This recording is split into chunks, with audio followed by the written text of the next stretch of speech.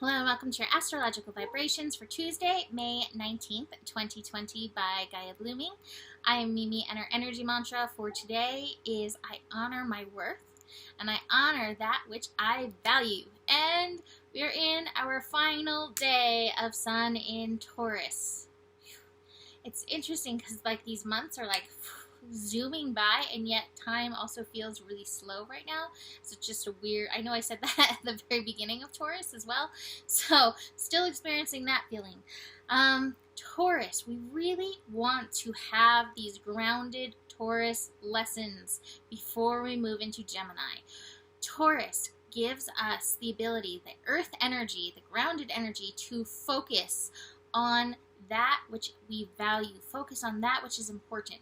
Yes, it can bring up things like money, which, let's be fair, money has its importance in everyday life, but it's also other things. It can be esoteric things that we value. It can be beautiful things. Taurus can bring up pleasure and beauty.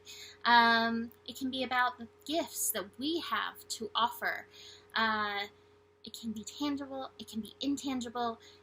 Either way, we really do want to tune in, ground into what we value and what is important, because come Gemini, everything's going to be like, look over here, look over here, look over here, look over here, look over here. So Gemini is the definition of squirrel.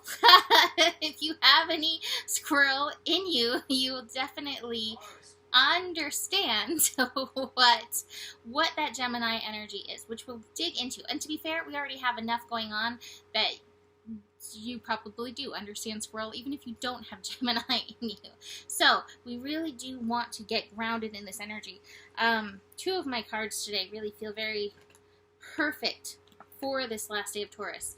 My totality card, which it's a wand card, so it is a card of creativity, but it's be here now. I call this the be here now card. You really want to be in the moment because there are connections being made in the moment. And here we have the slowing down card.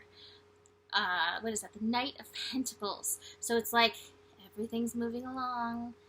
Take the approach of the tortoise, in this energy, in these energies, so that you are very focused, again, on that which is important. Now, that being said, while we want to focus on that Taurus energy, as there's crazy windstorm blowing up outside, we have the moon in Aries. And the moon in Aries is like the opposite of this. The moon in Aries can almost feel rebellious. Now, it is not in and of itself rebellious.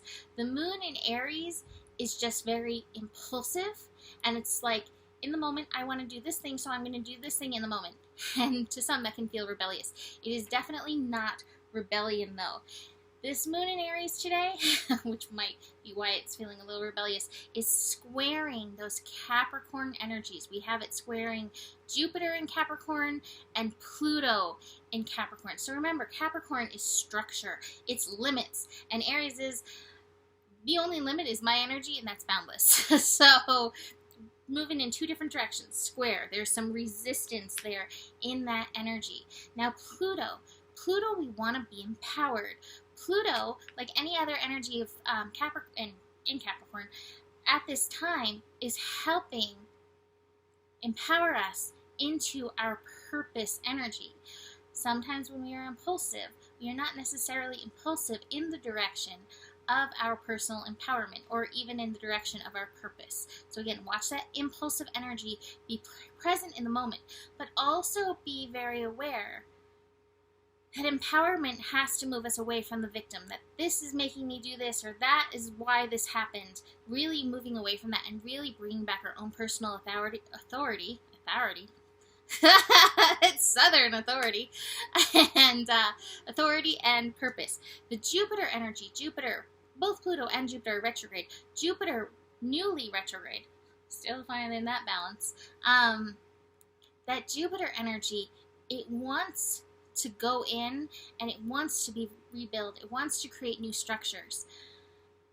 Aries also is like, can we move into the future? And yet we have these retrograde lessons at this time. So don't be trying to build something on a shaky foundation. What's meant to be happens, and there's no need to rush. I feel like that message is so important for several of you.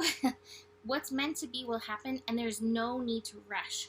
We are in the midst of this major rebirth, rebuilding time, and we really need to listen to our consciousness, our higher selves, and even our inner harmony, mind and heart, finding balance in order to move appropriately in this energy. So really do pay attention to that. There is no need to rush.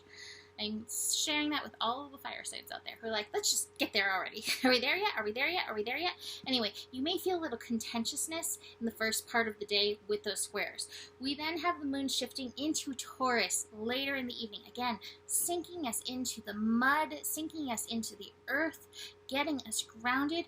Whatever you do, if you don't take any other advice in this scope, do take time to consciously grounding, consciously feel your root chakra connecting to the earth and feeling that support, because that is going to help lower some of these mental decibels that are going on. And I highly recommend it before sleeping, because these energies, these mental energies, as they amp up this week, it can make that a little bit challenging.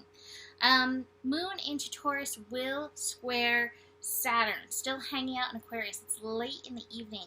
But again, we may feel like, oh, I'm not living up to the shoulds. I've been on this because I've been just knocked out. And it's like, oh, I have all these things that I have to do.